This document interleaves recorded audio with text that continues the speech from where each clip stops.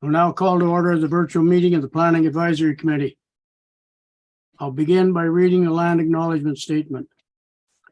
On March 9th, 2023, we acknowledge the sacred land in which Smith Falls is now located has been a site of human activity over 10,000 years and is rich in Indigenous history. This land is the ancestral and unceded territory of the Algonquin Anishinaabe Nation. We are grateful to the Algonquin ancestors who cared for the land and water in order that we might be here to meet here today. We are also grateful to the Algonquin people for their contribution in making of the Rideau Canal, which runs through Smith Falls. We are mindful of broken covenants and the need to reconcile with all our relations. Together we may care for this land and each other, drawing on the strength of our mutual history of nation building through peace, friendship, being mindful of generations to come. All public participants are asked to keep microphones on mute and cameras off during staff and consultant presentations. There will be an opportunity for the public and committee members to ask questions on each application following the presentation this evening. If you have not signed in with the Secretary Treasurer, please speak now. I'm John Wanless, Chair of the Planning Advisory Committee. I will now take attendance of the committee members and staff. Please raise your hand or declare your presence when I call your name. Councillor Jay Brennan. Present. Marita DiPietro.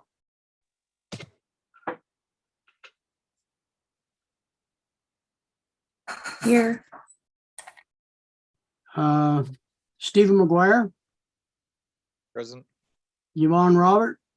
Present. Councillor Stephen Robinson. Present. Senior Planner Carl Grenke. Present. Planner 1 Richard Grant. Present. Planning Clerk Mary Remig. Present. To review, committee members are asked to raise their hand when they wish to speak.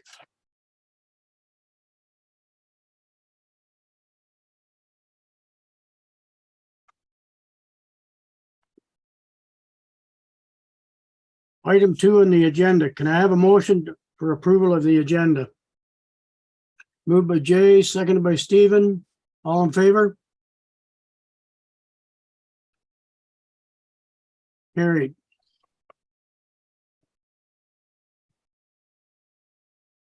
Adoption of minutes for the Planning Advisory Committee meeting, February 9th, 2023. Moved by Yvonne. Second, Stephen, you weren't here, so you can't vote. Seconded by Jay. All in favor? Carried. Disclosure of monetary interests. Mr. Chair? Yes, Jay. Yeah, I'd like to bring that up. As committee will remember, I declared a pecuniary interest on the matter dealing with 51 Pearl Street at our last meeting, and I made a commitment to seek legal opinion given the proximity of my home to that development, which was not in the notice area. So I did seek that, and I have written confirmation that I am not in conflict on that particular file, so I'll be able to discuss that going forward. Thanks, Jay.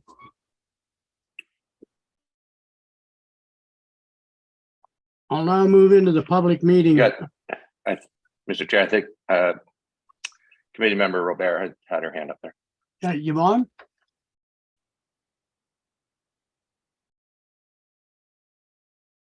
You're on mute. Yeah, no, somebody has to do it the first time. I've had some discussion in the municipal world regarding whether or not with our property located in somewhat close proximity to the proposed development. And it's believed that I have an interest in common with many others and therefore would not have a conflict. Thank you.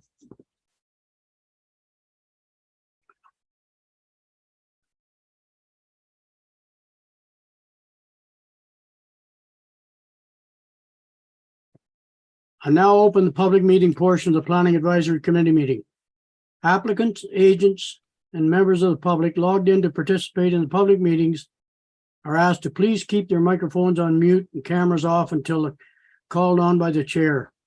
If you wish to speak to an application and have not signed into the Secretary Treasurer, please speak now.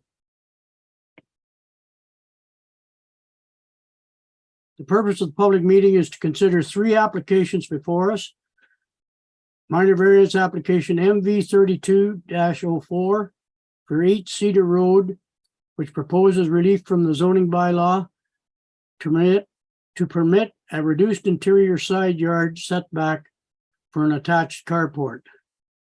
Minor variance application MV 23-05 pertaining to an unopened road allowance at 51 Pearl Street, which proposes relief from the zoning bylaw to permit a driveway width of 9 meters into a residential zone. And zoning bylaw amendment ZA-23-01 to rezone the area from residential type 1 to residential type 1 special exception to recognize the underside lot frontages of 10 properties proposed with the Maple Ridge subdivision. The zoning bylaw amendment application also seeks to lift an existing holding provision on the property. This meeting is the opportunity to provide feedback on these applications, and the Planning Advisory Committee encourages any questions, comments, as the Planning Act rules suggest that the public's ability to voice objections later in the process may be limited. The committee is in the approval authority of minor variance applications. The committee will review and consider all feedback regarding the proposal to inform their decision on the applications. Council, if the approval authority for zoning bylaw amendments.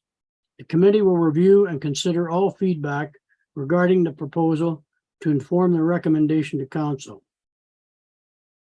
I will now pass the meeting over to Planner 1 Richard Grant to present PAC-23-06 for application MV-23-04. Following his presentation, I will call on public participants and the applicant one at a time to offer feedback, comments, or questions regarding the proposal. Richard? Hello, everyone. Let me start my presentation. Also to share screen.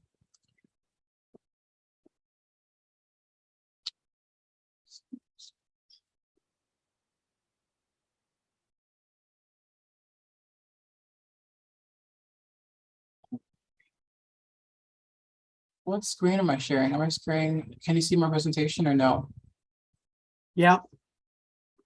All right, so you're seeing the correct one. All right. Today we'll be talking about minor variance application MV-2304 8 Cedar Street. The applicant is Susan Kowalski. The subject property is 8 Cedar Street, as you can see on the key map shown here. Applicant is seeking a minor variance permit the use of a carport on the southwest side of the single attached dwelling. The minor variance seeking a relief of 0.7 meters or 2.3 feet from the interior side yard in order to allow a setback of 0.5 meters or 1.6 feet. The bylaw requires a minimum interior side yard of 1.2 meters or 3.9 feet on one side where there's a garage or carport attached to the main dwelling in residential zones, residential lands.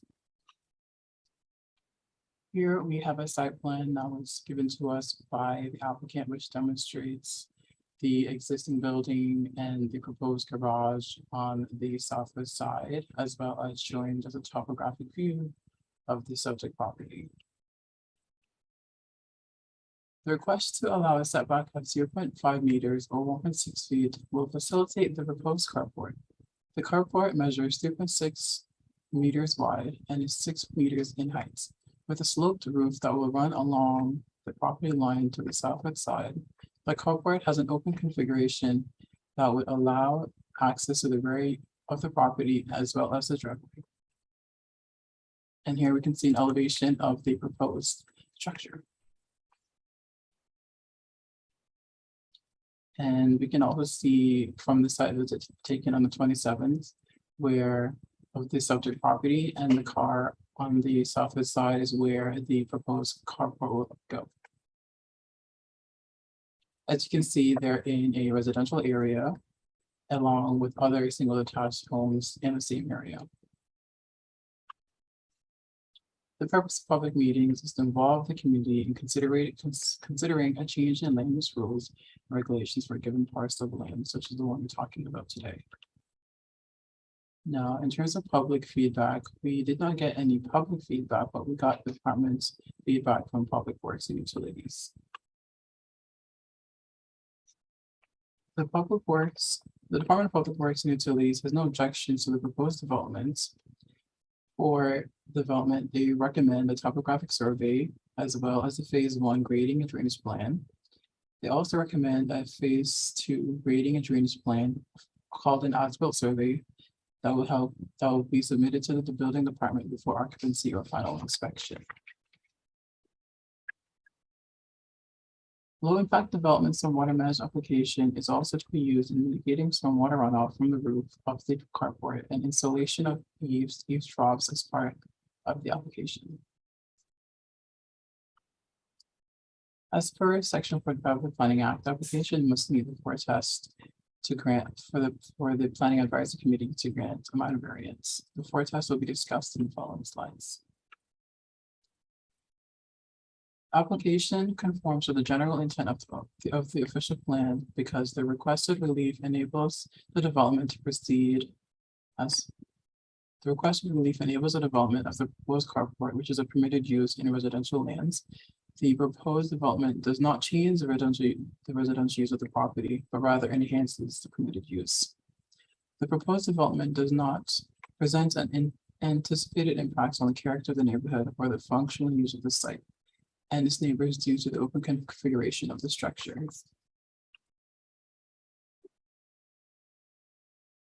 The requested relief of 0.7 meters or 2.3 in feet in the interior side yard setbacks that provides adequate access to the driveway and the rear of the property due to the open configuration of this site, as well as ensuring consistent streetscape and the compatibility within the neighborhood. Application is desirable for the appropriate development of the lands in question because the requested relief significantly improves the functional use of the existing dwelling on the subject property with the proposed carport. The proposal also improves the access to the space and it is a great amenity space for the home, as well as implementing the development recommendations for the Department of Public Works reduces the potential impacts that could possibly arise. The application is minor in nature, in fact, because the carport is small, being 3.6 meters wide and 6 meters in height, and it does not encroach on the adjacent property nor restrict access to the subject property. Planning staff are of the view that a requested relief of 0.7 meters for the interior side yard setback for the proposed carport can be demonstrated to meet the 4 tests set up by the Planning Act. As such, the staff recommend the committee to approve the minor variance application, subject to the following conditions outlined in the following slide.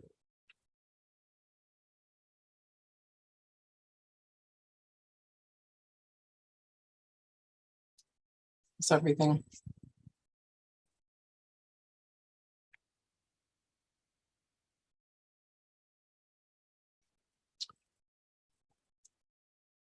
Thanks, Richard. Welcome.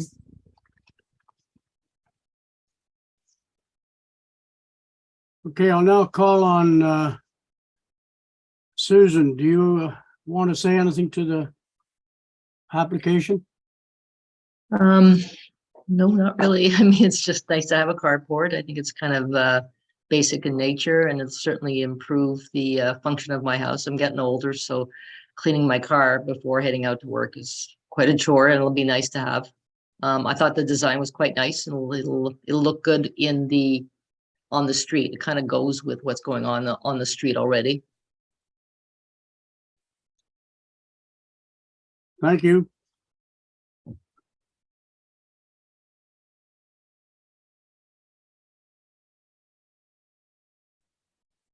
And I'll ask the committee have any questions that they want to bring forward?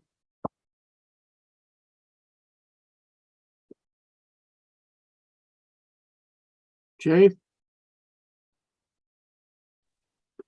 No questions at all, and it's looks like an improvement on the property, and I support staff's recommendation on this.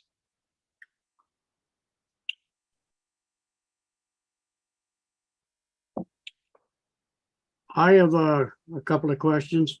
How did they arrive at the minor variance? It's a question for me. How do they arrive at the minor variance? Yeah, well, is there a survey showing the setbacks to the house and Well, not in this presentation, but yes, there is a survey accompanied with this application that showed that the proposed carport would be too close to the setback for the interior side yard. So they needed permission to be 0.5 meters. do you have a copy of that survey, Richard? I can send it to you. I don't have it with me right now, but I can definitely send it to you after this presentation. Like if it was a proper land survey that had the ties to the building on it, that would determine that there was to come up with that exact amount of a variance from the actual setback.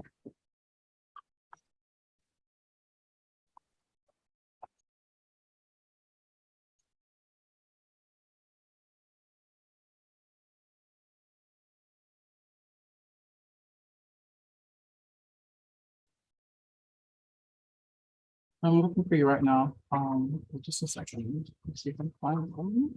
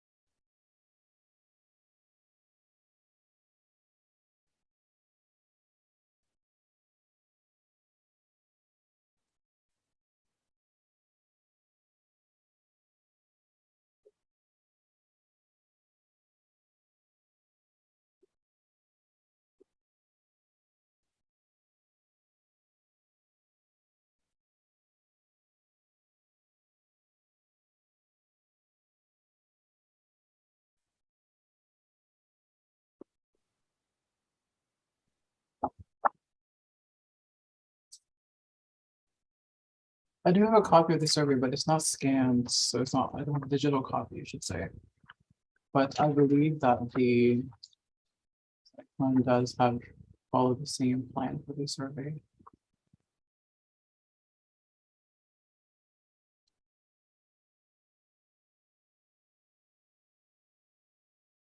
Yeah, I believe the site plan also follows the same, it has the same lot lines as the survey does. Would you like to see that? Yeah, well, I think I just note in future was a survey. It makes the application a lot simpler if I can look at it and see the actual ties to the building. Okay. And then one with the Public Works asking for a topographical survey in there.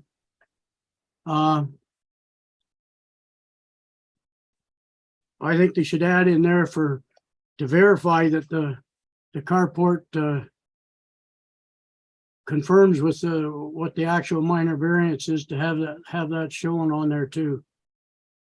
Okay, so the survey should confirm that the variance is appropriate. Yes, yes. Okay. I'll make a note of that. Carl? Thank you, Mr. Chair. Just to confirm the committee's direction with respect to the condition that's proposed through in the staff recommendation, Mr. Chair, could you advise whether you're seeking to update the draft recommendation to include a survey to confirm the setback as approved in the committee's decision. Well, it just verifies what we're approving. And like the fact that they gotta do a survey in there to come up with a grading plan anyways. With Yes, Carl? With the committee's direction, we can update the draft decision to reference that requirement. Okay.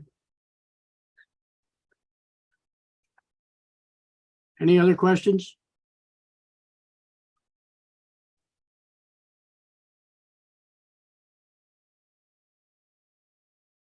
Okay, I'll need a motion here to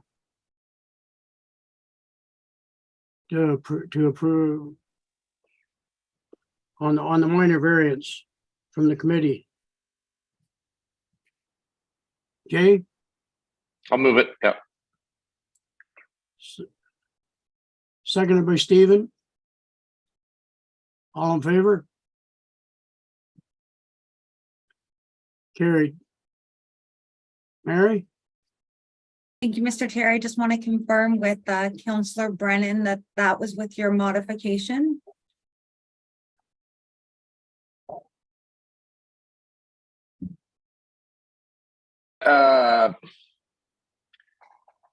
So that would be included in the conditions of approving the variance. Is that right? So yes, what John was suggesting was that the topographic survey suggested by Public Works be accompanied by a verification of the structure location at the time it's constructed. Is that correct? Yeah, and that survey exists today. We just don't have it scanned. Is that right? No, it doesn't exist. It'll exist. Well, it'll exist after the fact. It'll Once show the structure is show- built. So is that incumbent on the applicant to do that survey? Yes, it would be. Well, I'm not supportive of that. So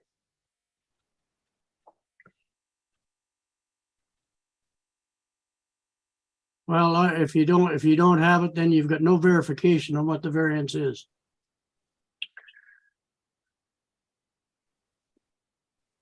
So the variance was relief of a 0.7 to 2.3 feet from the interior side yard and allow a setback of 0.5 meters or 1.6 feet, which is a difference of less than a foot. Is that correct?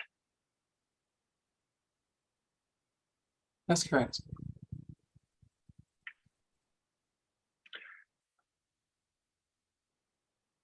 I don't know why we need a survey to confirm less than a foot that it's not encroaching on the neighbors at all. So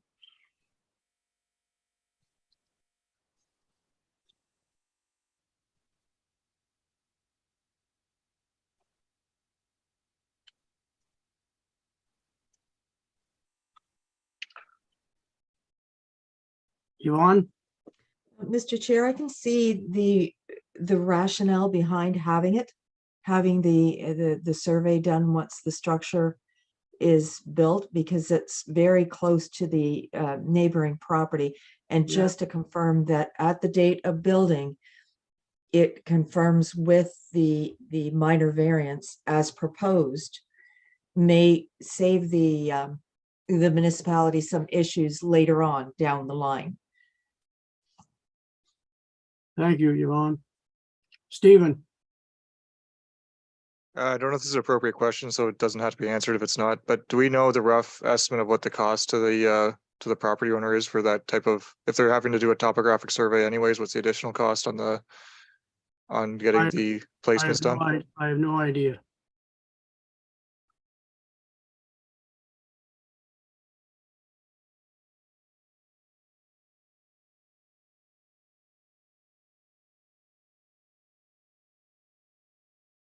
Like the example is, if the relief brings it down to a foot, and for some unknown reason it ends up it's only 6 inches, then to me it's not good.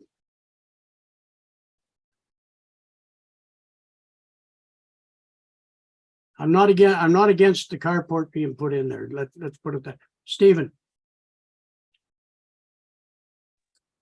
Thank you.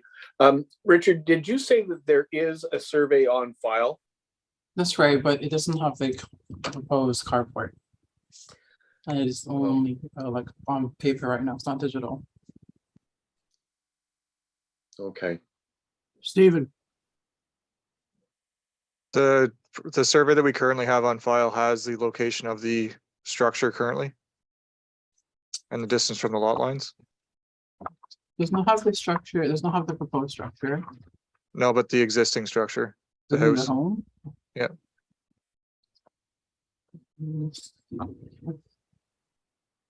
Because I suppose if it, and John, you can speak to this, but if it's correct or not, but if we have that structure, then they could just measure from the corner of the home itself out. I know that it's not as good as having the survey itself, but The survey file does not have the structure on, it does not have the structure on there. It only has a lot. and I can't Okay. go along with confirmation of that because the structure could be out to begin with.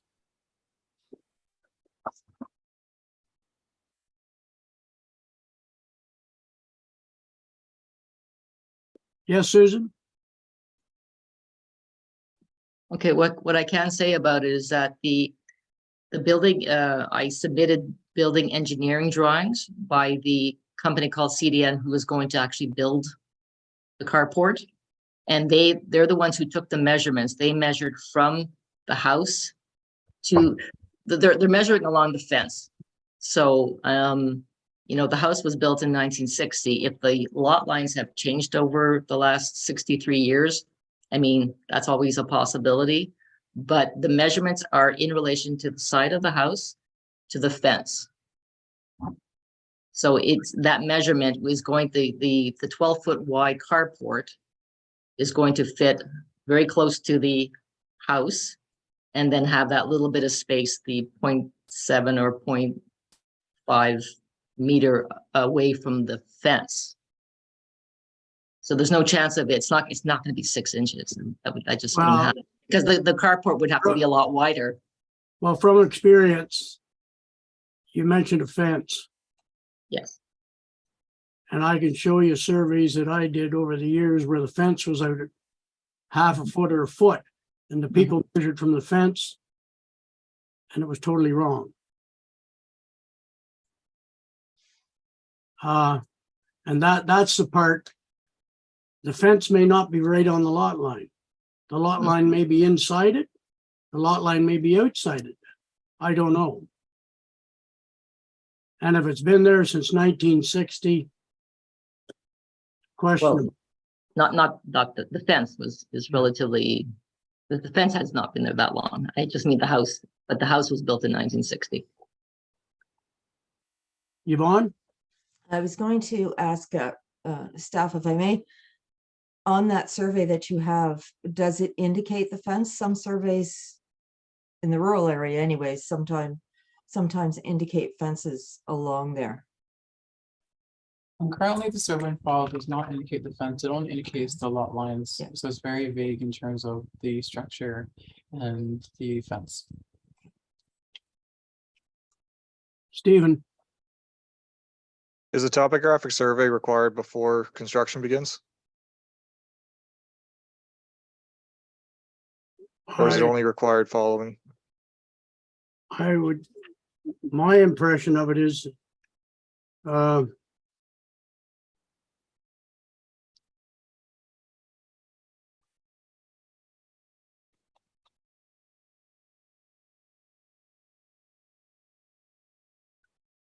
way it's written, I would say the topographical survey has to be done ahead of time with approved grading and drainage plan and installation of eave trough. So that has to be done. The eave troughs have to be put on after. But to come up with a grading and drainage plan, that would have to be done prior to construction. Stephen? Yeah, so I think to note on that topographic, to be able to properly note where the building's located on the site. And the proposed, it'll have the proposed placements and distances. Yeah, Would you think that that would be acceptable? well, they'd have to put the proposed build, or they'd have to put the existing building on there to come up with a grading plan from it. And then the measurements will be made off of that after the building's constructed itself to verify that it was correct. Yeah, and if there was any difference, then we would have to be notified. Okay, so I guess the risk is that well, I guess it's the town staff or the building inspectors or the chief building officer's requirement to make sure that when they get the topographic survey completed and the designs placed on that it's in alignment with the change that they're making today, or the zoning change. Yeah, yeah. If that makes sense. If that's put in the motion, then. Okay, because I would add no added cost, Jay, if that's what we're talking about.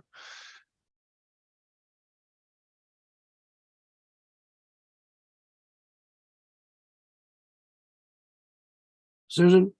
Sorry, I didn't quite understand what you said. If I have to get this topological survey done beforehand, that there is a cost. That's going to cost, I don't know what it's cost, but I have heard it's in the order of a few $1,000s. And if I have to have it before the variance is approved, that is a lot of money out of my pocket.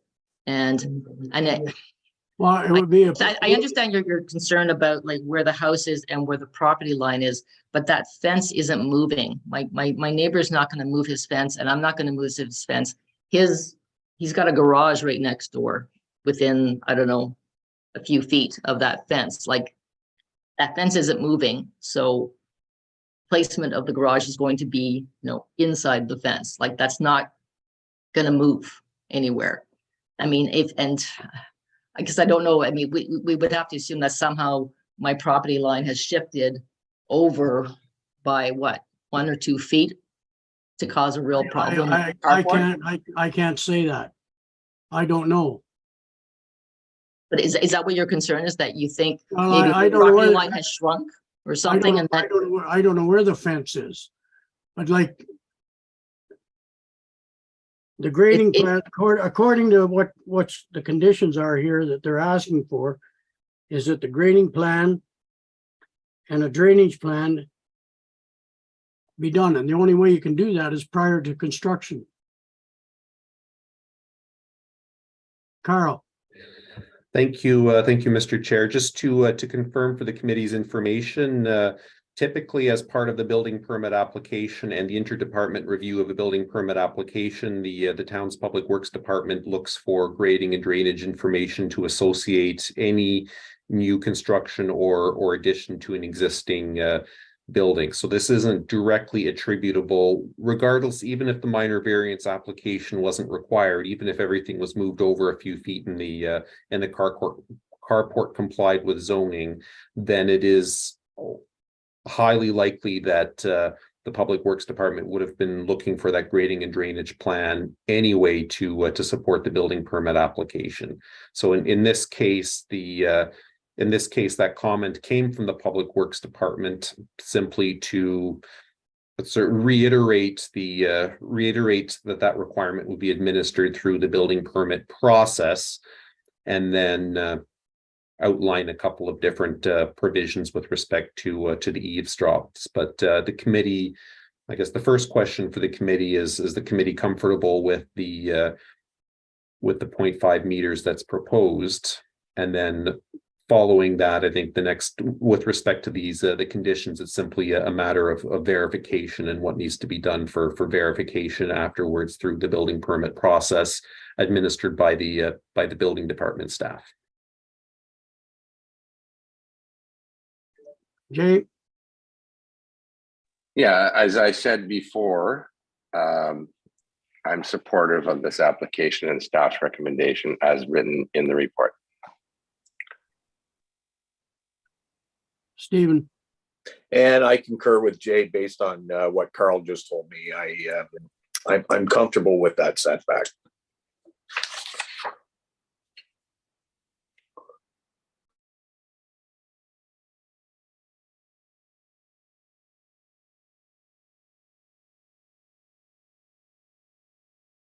Anyone else?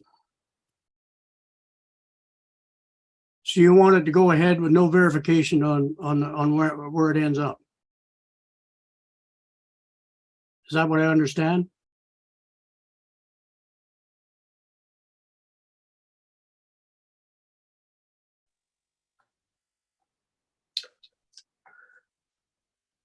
Stephen, Um, once, once it hits the building permit stage, the building inspector will, if I understood Carl correctly, that's when he might be bringing stuff up.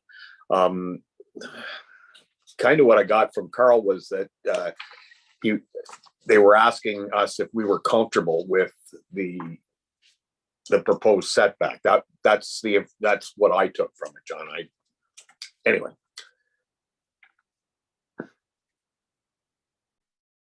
Stephen,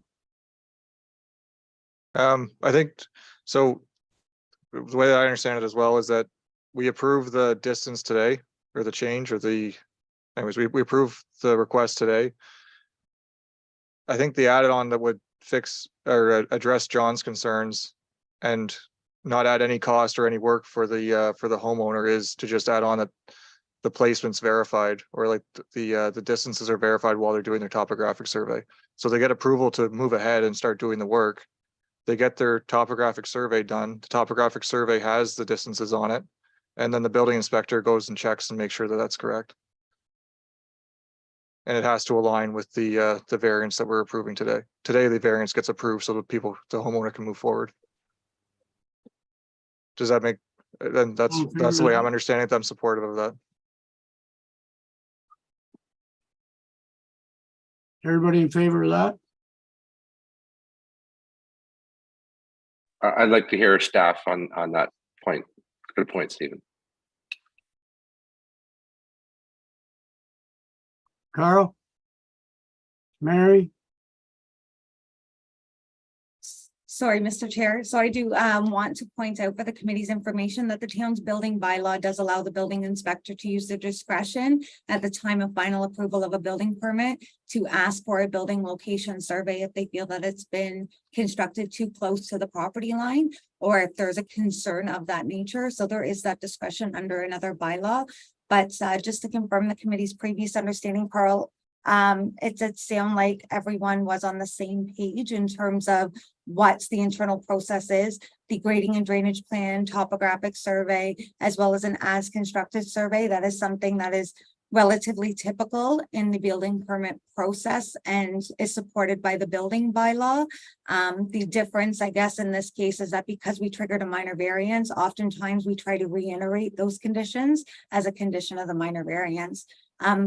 And just a separate note that if the committee does decide to reconsider their decision, I may need to open the procedural bylaws. So please advise me and we'll backtrack and follow the appropriate process if that's the case. Thank you. Carl? So if I may, Mr. Chair, perhaps I can propose an additional bit of verbiage to condition 2, that simply the setback be verified to the satisfaction of the chief building official. Okay. Are you good with that, Jay? Yep.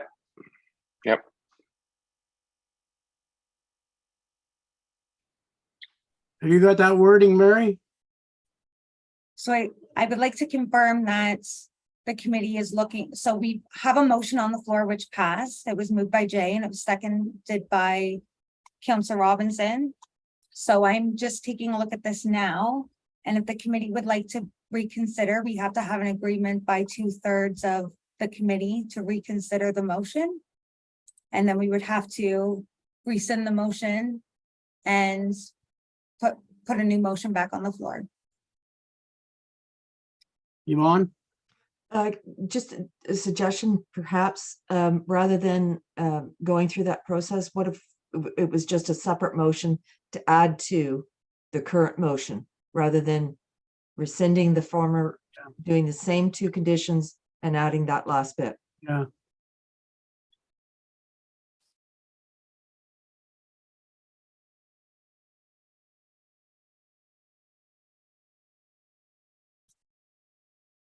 So can I have a, I think I can accept that, Mr. Chair.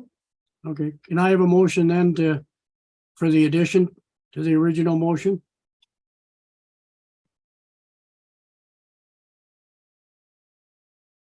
Moved by Yvonne. Do I have a seconder? Seconded by Stephen McGuire. All in favor? Carried.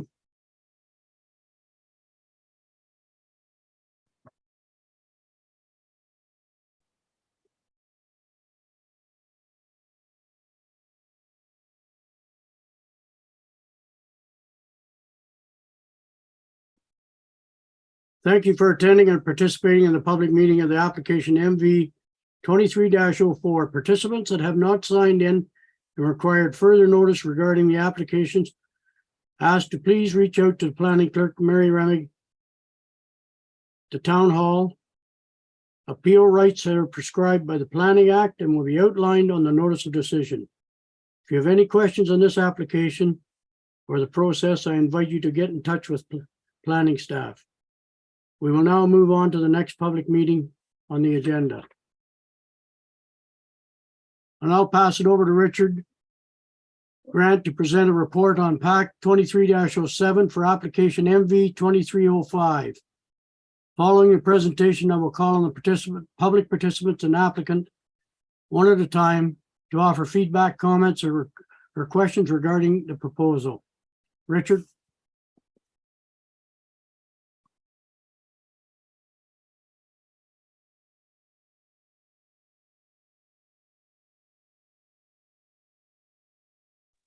You're muted, Richard.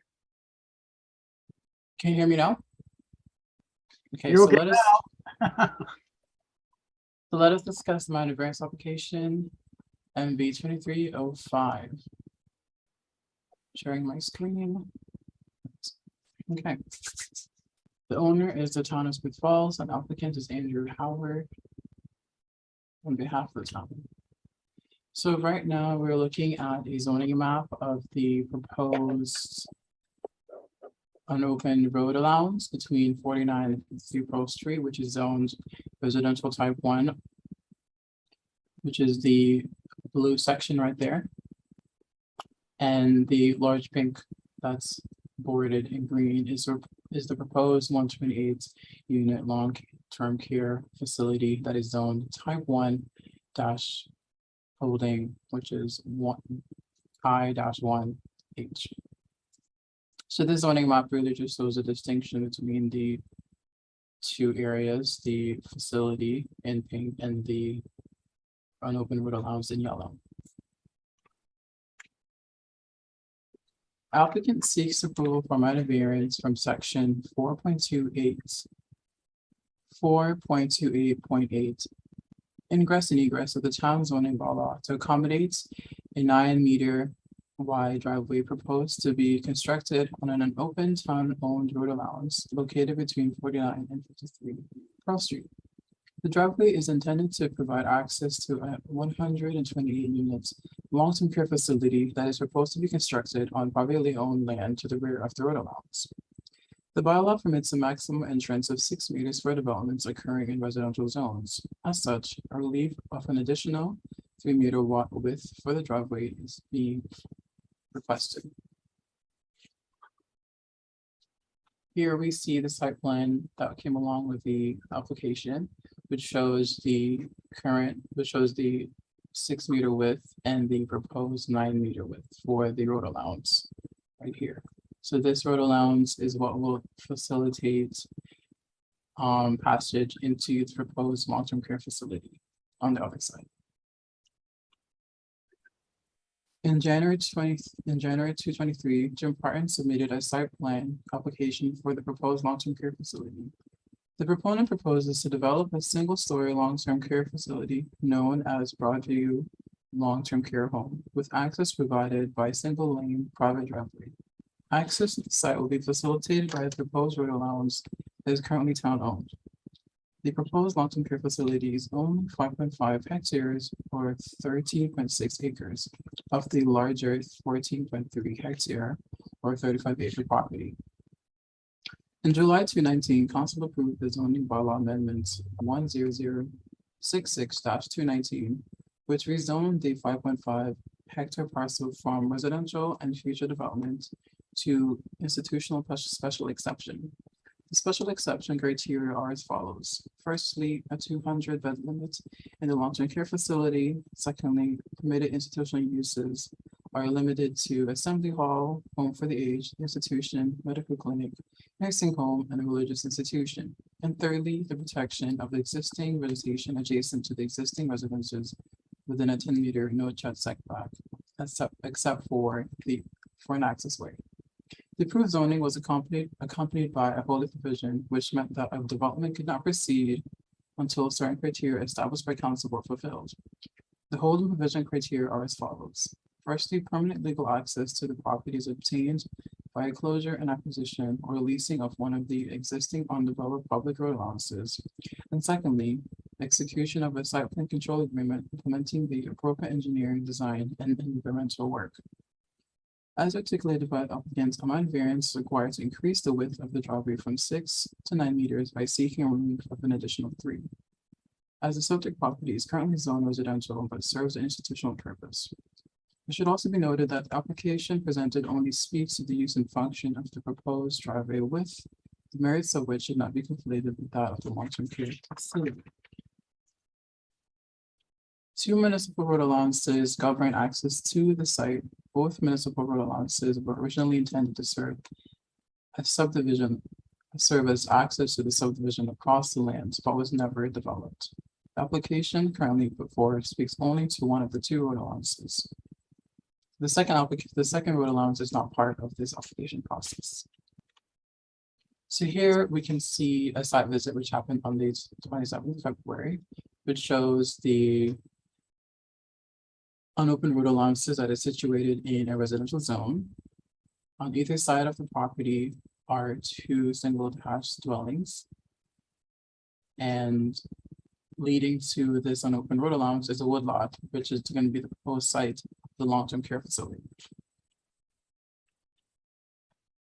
The purpose of public meetings is to involve the community in considering a change in land use rules and regulations for a given parcel of land, which is the one that we're talking about today. We did receive feedback from the public as well as from the fire department and public works department, which will be discussed in the following slides. The fire department does not object to the widening of the unopened road allowance for the fire access. The fire department has articulated that the 9-meter width is not critical to the application, but would be helpful in winter months due to snow accumulation on the road. The Department of Public Works also does not object to the enlarging of the entrance. The Public Works Department views the width of the road as necessary, as it needs to be of a sufficient width to handle fire trucks and delivery vehicles. For public feedback, a resident disagrees with the proposal as presented, believing that the long-term care facility will only increase the traffic in what they describe as an already busy and congested neighborhood. Reading from their letter to us, they articulate that many people use back access to many people use the road on Pearl Street as a back access to the mall. As well, it is currently a busy route for several buses and bus stops along Pearl Street. They also articulate that a lot of seniors who walk along the road from the apartments, making the roadway also very busy. And they say that if people park their vehicles on the street in the area, it also leads to more congestion, especially during the winter months when parking lots at various apartment buildings have to be emptied so that they can be cleared of snow. With the addition of the retirement home behind Pearl, the additional traffic would only create more congestion. As per the Planning Act, as for Section 45, we have 4 tests that needed to be passed for the committee to grant a amount of variance. The requested relief enables the development of the proposed long-term care facility, which is a permitted use in residential lands. It also enables a functional use of the driveway, which is the only means of accessing the sites.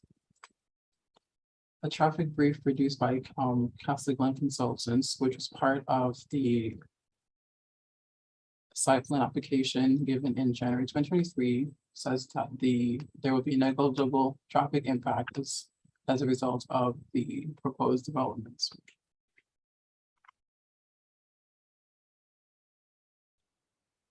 For test number 2. The applicant conforms to the general intent of the comprehensive zoning bylaw because a wider road allowance to facilitate safe circulation of pedestrian and motorists.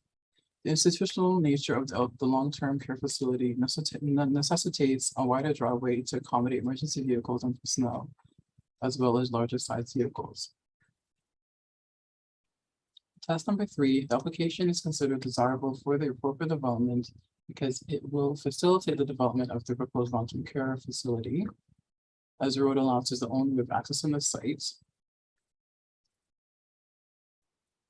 The proposal will support an institutional use in a residential area which has been supported in principle by council through the prior zoning approval given in 2019. The application is minor in nature. However, it has the potential to increase the traffic in the area. And salt-resistant landscape buffer can be an appropriate screening buffer against increased traffic to mitigate the sensory impacts such as noise and congestion. And the traffic report by Castle Glen supports the notion that there will be negligible traffic impact due to the proposed long-term care facility. Planning staff are of the view that the additional relief of 3 meters in width for the unopened road allowance located between 49 and 53 Pearl Streets for the proposed long-term care home, as discussed, can be demonstrated to meet the 4 tests of the Planning Act. And as such, recommend the committee to approve the minor variance application subject to conditions outlined in the following slides.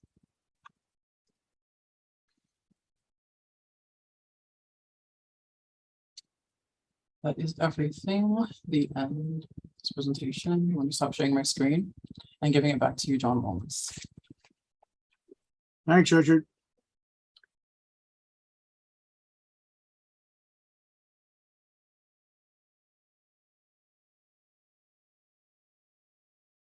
I'll now begin by asking, we have no members of the public. We had one comment from Mrs. McGonigal on Davis Drive. Did you all receive that? Okay. I'll now ask Andrew, have you got anything you'd like to comment on? Good afternoon, Mr. Chair. With respect to the minor variance, I think the town staff have done a very good job in setting out why we need it. The reality is the property that we're seeking a minor variance over is an unopened road allowance. So the change from it being a road allowance to a wider driveway, I don't think is significant in itself. But apart from that, you know, the town staff have done a great job in explaining what we're seeking today. Thanks, Andrew. And I have Any comments from the committee? Stephen Robinson. Well, I support staff's recommendations in this case. Since previous council has already approved the rezoning of the land that this needs to get into, I would be in full support of supporting their decision. Thanks, Stephen. Jay? Thanks, Mr. Chair. I do support staff's recommendation. I'm pleased to be able to speak on this. And so, you know, I think it's an exciting project. I do appreciate the comments that we received in terms of traffic. And I think that, in my opinion, that the Pearl Street traffic is problematic now. And I think that, you know, the town needs to look at some sort of mitigation, whether that be a stop sign here and there. But you know, it is almost a throughway sometimes for the high school because there's new drivers on there. And so, but that needs to be addressed. And I think that, but you do have a traffic study that says it's not going to significantly impact what's already there. But in my opinion, what's there now, there should be some calming measures, and that's something hopefully if we reinstate the traffic advisory committee, we can have a look at that and get input by you know, town staff in terms of numbers and speeds and comments from the police as well. But I think this is an exciting project, And I think that the road allowance makes sense in terms of, enabling emergency vehicles, and the provision in it for some sort of salt resistant berm is good too. So I support staff's recommendation. Thanks, Jay. Anyone else? Marietta? Hi, thank you. I was just looking at Appendix B, and I don't believe that this will affect it, but I just wanted to ensure that this increased sizing won't affect placement of sidewalks if and when we're able to do that. Thank you.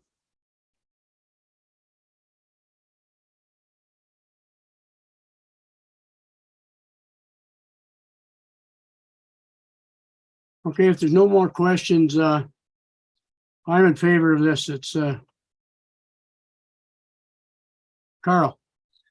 Thank you, Mr. Chair. I'm just responding to to Marietta's question a moment ago, and the draft site plan that has been presented in support of this application does propose a sidewalk to act along one side of the access road connecting with the existing sidewalks on Pearl Street to access the development. So there would be that there would be a direct pedestrian connection to the surrounding neighborhood based on the current development as proposed.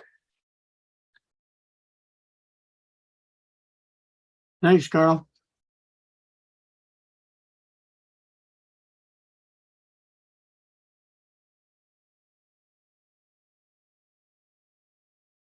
Okay, the committee has now got a task of making a decision on the minor variance application.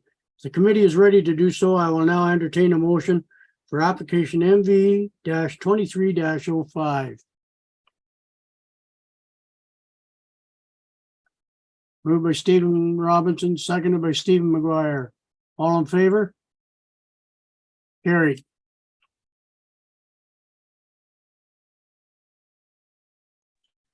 Thank you, Mr. Chair. Thanks, Andrew. Thank you for attending and participating public meeting of application MV-23-05. Participants that have not signed in or required notice regarding the application have reach out to the planning clerk, Mary Remig, by phone at Town Hall. Appeal rights are presented by the Planning Act and will be outlined on the notice of decision. If you have any questions on this application or the process, I invite you to get in touch with our planning staff. We will now move on to the next public meeting on the agenda. Presentation of application ZA-23-01. Richard? Thank you, Mr. Chair. I think I'm getting the hang of this. I'll start sharing my screen first.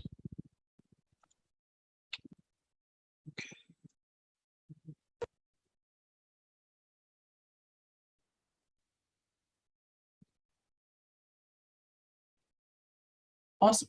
All right. So for zoning amendment application, ZA-23-01, Maple Ridge subdivision.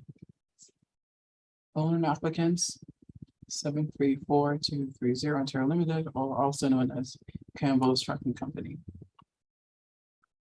We are looking at a key map of the subdivision. In the green section here are lands to be rezoned residential type 1 to residential type 1 special exception zone X, and these are related to the reduction in lot frontages. In the voided red section, we're looking at lands to be rezoned residential type 1, holding 1 to residential type 1. So in essence, the voided section in red will have the lifting zone, will have the holding zone lifted. And the orange or yellow road is the proposed grab road with Maple Ridge subdivision.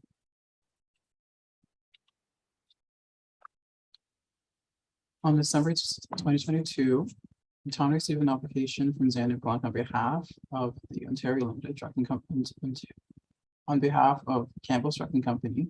Application has been submitted for phase 2 of the Maple Ridge subdivision on Wood Avenue, proposing 2 things.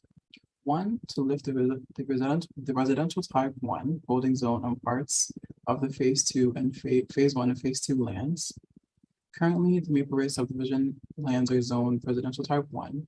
However, holding provision applies to parts of the subdivision land to prohibit development until it could be demonstrated that adequate servicing can be provided for the affected lands. Secondly, to rezone 10 of the 62 lots in phase 2 to a new R1 special exception zone to allow a reduced lot frontage ranging from 13.5 meters to 14.88 meters compared to the required minimum lot frontage of 15 meters for the R1 zone. Now here we're looking at a zoning amendment sketch of the proposed development in phase 2. The darker sketches on the right-hand side or the lots that have that require a reduction in minimum lot frontages. As you can see, a lot of the lots, they form a smaller opening and a wider base, so they more look like wet shapes. And these are the 10 lots in question. And then the other lightly gray section is the lots in the holding zone that need to be lifted, that once there is a serviceability report that has demonstrated that they can be lifted, which there is. Just came upstairs. The purpose of public meetings is to involve the committee considering a change in land use rules and regulations for a given parcel of land. Are you still on the meeting? Yep. The draft approval for Maple Ridge subdivision was given in 2020 to be completed in 3 phases. The final approval was granted for the first phase at the subdivision at the southern end of Wood Avenue in 2022. The subdivision developer is in the process of completing the conditions for the remainder of the subdivision, one of which is obtaining final zoning approval. The zoning amendment application was filed to fulfill the subdivision condition outlined in draft approval. The hold is placed in lands well before the subdivision was applied for and serves to prevent development in this area until it can be demonstrated that adequate servicing could be provided. In support of lifting the hold, a serviceability report was submitted by the applicant through the subdivision approval process to show that the new lots could be serviced adequately. Lifting the hold would finalize the R1 zoning on these lands and allow development to proceed once the subdivision is registered.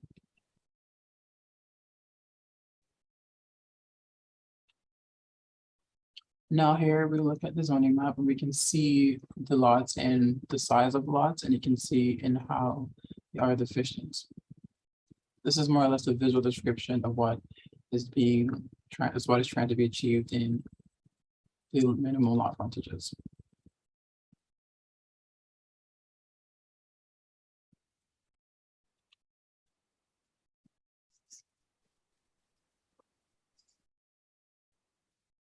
In terms of public and agency feedback, Rio Valley Conservation Authority does not object to the applications and has no comments to provide regarding proposed developments.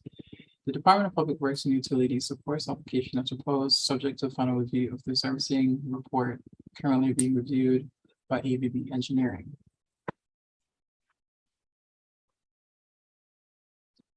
Presented are the applicable sections of the town's official plan that serve as part of a planning evaluation that has been carried out. This application. Planning Advisory Committee will have an opportunity to form a recommendation of the given council following the public meeting, planning staff review, any written or comments received by, at or and after the public meeting, and moving forward a report to council next available meeting. Council then will be given an opportunity to make a decision based on information discussed. So these are the options for council's consideration for the reduction in lot frontage pertaining to lots 7 to 20 to 36.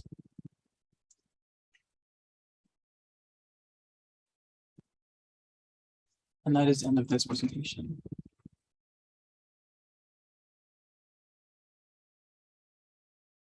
And back to you, John Wallace.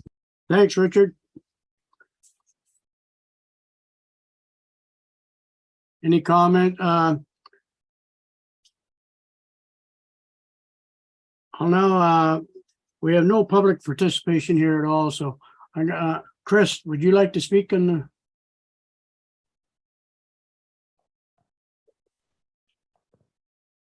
Through you, Mr. Chair, I'd just like to add, originally when we made the zoning amendment application, there were 2 additional lots that were deficient in frontage. but we revised the draft plan to remove those 2 lots from the rezoning request. So the only lots that require the frontage reductions are lots 27 to 36.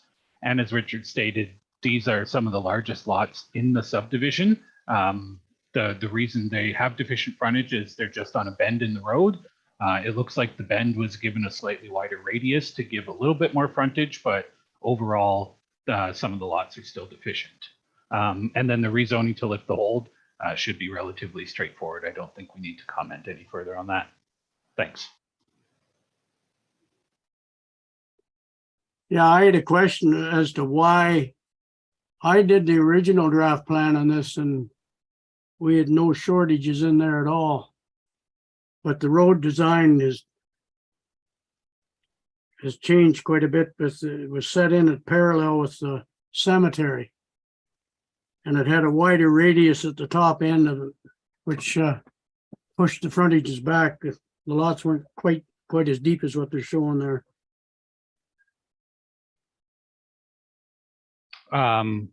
So through you, Mr. Chair, I'm not sure why it changed. I haven't really dealt with this application until recently in order to submit the zoning request, and the frontages of lots 27 to 36 have been the same since I've been dealing with it. So unfortunately, I'm not sure why they changed from the previous version to now. Okay, thanks, Chris. Anyone else from the committee have any questions?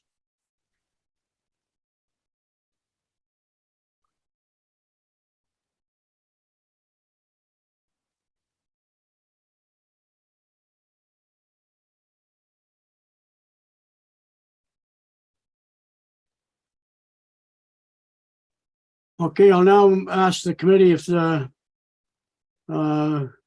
ready to make a decision on the minor variance for the application. To be ready, I will now entertain a motion for application MV-23-05. Moved by Jay, seconded by Yvonne. All in favor? Carried. Thank you for attending and participating in public meeting application ZA-23-01. Participants that have not signed in and require further notice regarding these applications are asked to please reach out to the planning clerk, Mary Remick, by phone at the town hall. Appeal rights as prescribed by the Planning Act will be outlined in the notice passing following council's decision on the application. If you have any questions on the application or the process, I invite you to get in touch with the planning staff. We will now move to the next public meeting on the agenda. Mary? Excuse me, Mr. Chair, this is a rezoning application, I believe. Yeah. So I just want to confirm that the committee's motion is to recommend approval at the council table. Thank you. Thanks, Mary. If I may add, Mr. Chair, when you made the call for the vote, you quoted the file number of the previous application, not the file number of this application. You said all in favor of MV-23-05, and then everybody voted. So I just want to make sure. No, well, that's what I have here, MV. Yeah, Mr. Chair, that's the report number. No, it's wrong. It's wrong. It should be ZA-23-01. Yes. Yeah. As long as the motion was correct, I'm happy. Thank you. Thanks, Mary. Thanks, Chris. Thank you.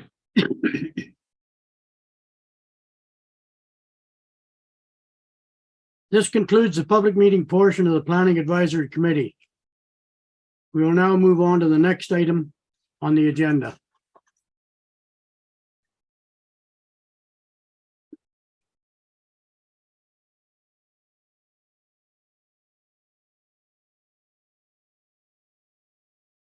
Item number 6, priority issues.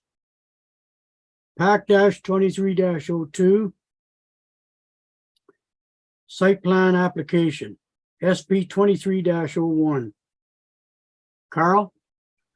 Thank you, Mr. Chair. Good evening, everyone. It's hard to do justice to a project of this scale on a Zoom call with a report with the small versions of the plan, but certainly I trust the committee had the opportunity to review the plans that were presented. This application relates to the back part of the property we were just looking at this evening, and that is the roughly 5.5 hectares that are proposed to be redeveloped into the long-term care home.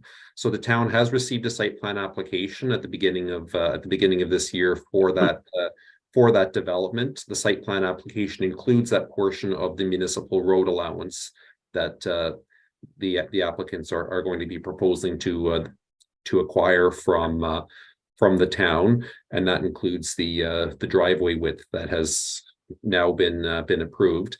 But the site plan application relays the details of the proposed development itself. It is, of course, a one-story long-term care home with 128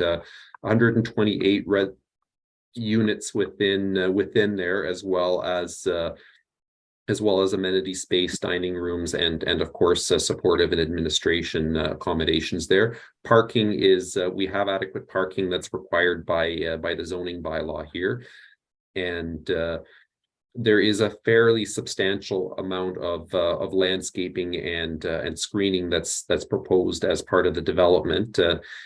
Well, one of the things that was called for in the zoning that council approved in 2019 was vegetative screening around the existing retaining the existing tree lines behind homes on Pearl and Davis.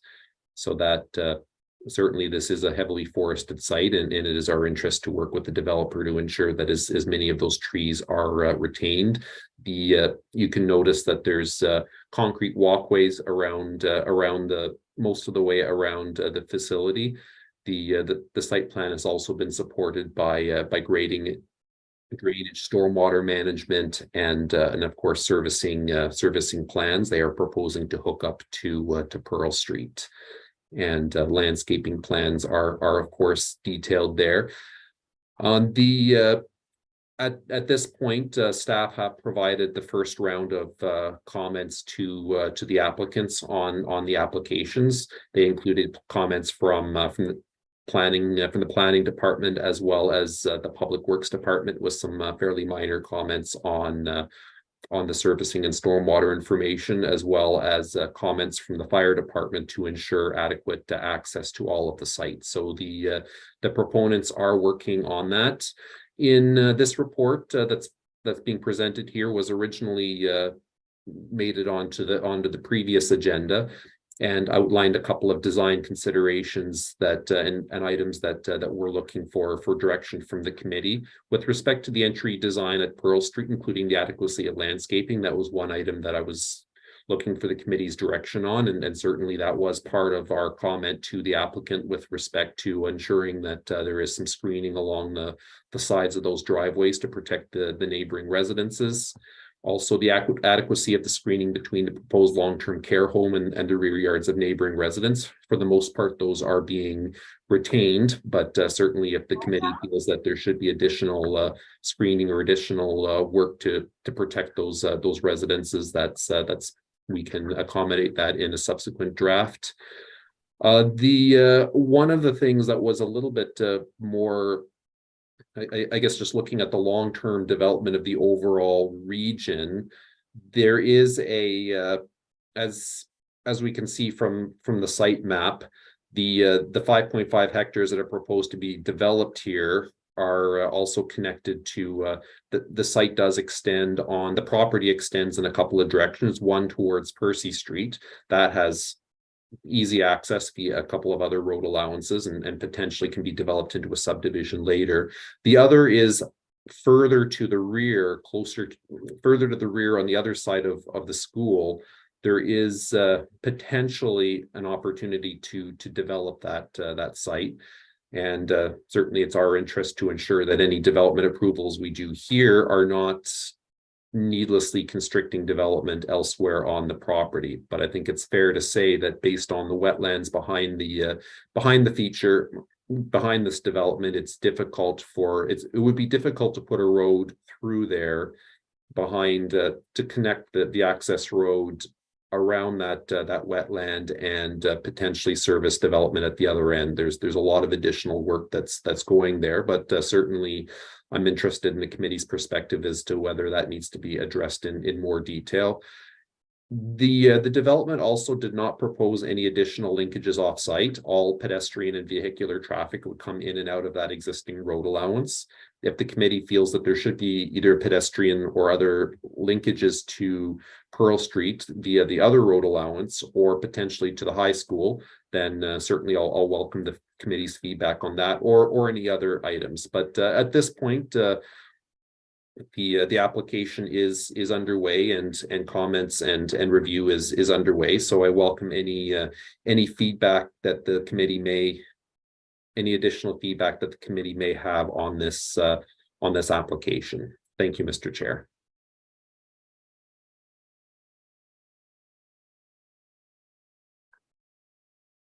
Thanks, Carl.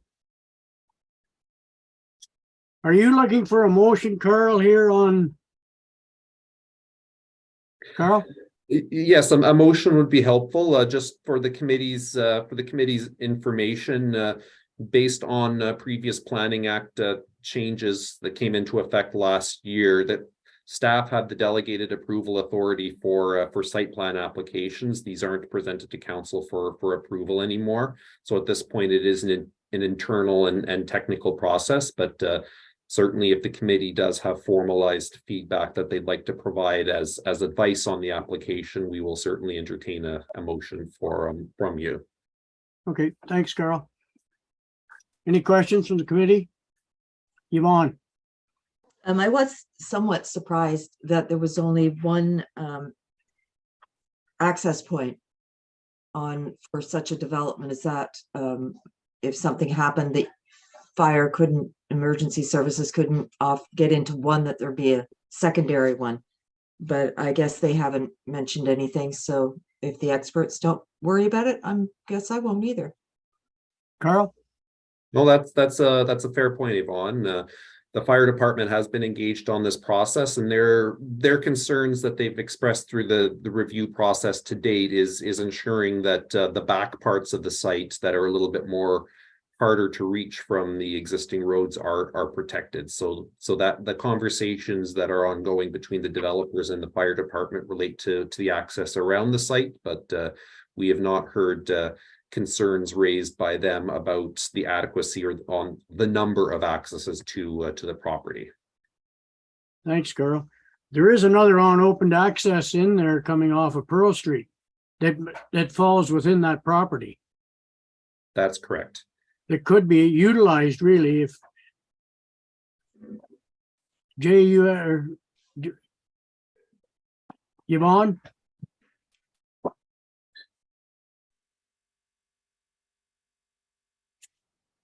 Jay?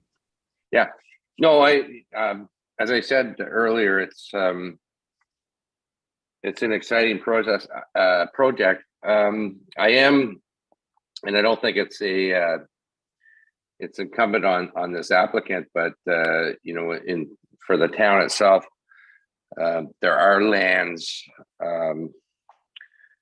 behind the high school and some I'd be hopeful there'd be some connectivity because we don't have a lot of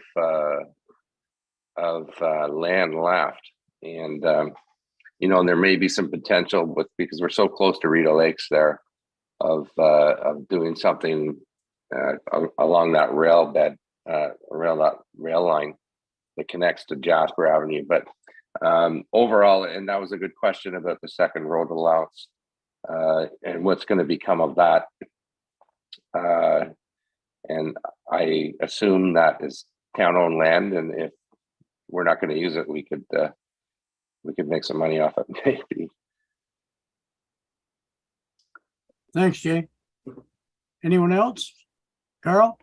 Well, further to Councillor Brendan's question with respect to the road allowance, council will be presented with the proposal to close the existing road allowance or close the the one that's closest to Davis Drive to provide the access. If the development proceeds as proposed, then that second road allowance becomes orphaned. They're not, the applicants aren't proposing any use for that as part of their development project, and certainly we will accept.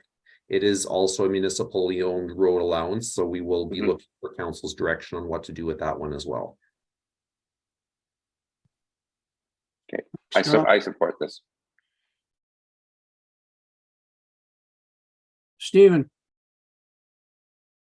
Thanks. I just had one question with the, they said the stormwater or the runoff is gonna be managed by a swale on site. Do you know where? I just don't see it on the drawings where that swale is.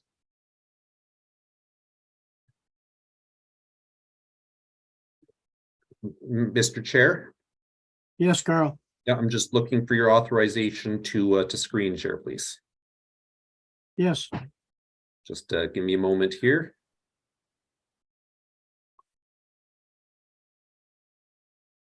looking at the drawing, I think it comes down the back and the side of the property. I can see a dotted line through there. Can the committee see the plan that's on the screen here? Yep. Okay, so can the committee see my cursor? Yep, So the stormwater pond is proposed right around here. It's closest to it's in between the main driveway and the facility itself. So as we can see, the driveway here comes in off of Pearl Street, and then it branches off and around the stormwater pond. One of the comments that we provided through our initial review was to explore opportunities for some additional vegetation in that area. There can be the possibility of a number of trees that can go there while avoiding certain the outlet area. But that's where it's proposed to be. thanks, Carl.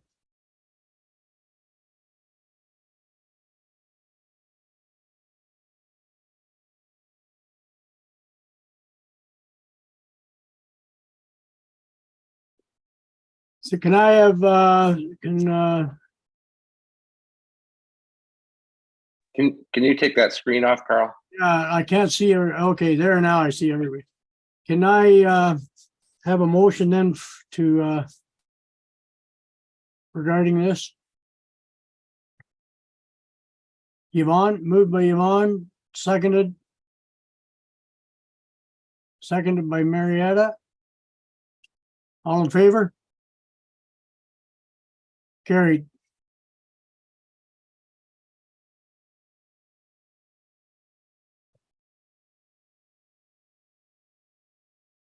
We'll move on to item number 7, project updates. We have none. Item number 8, our next meeting, Planning Advisory Committee meeting, April the 13th, 2023. Can I have a motion for adjournment? Moved by Jay. Thank you, everybody. Thanks, Thank you all. Thanks, Rex.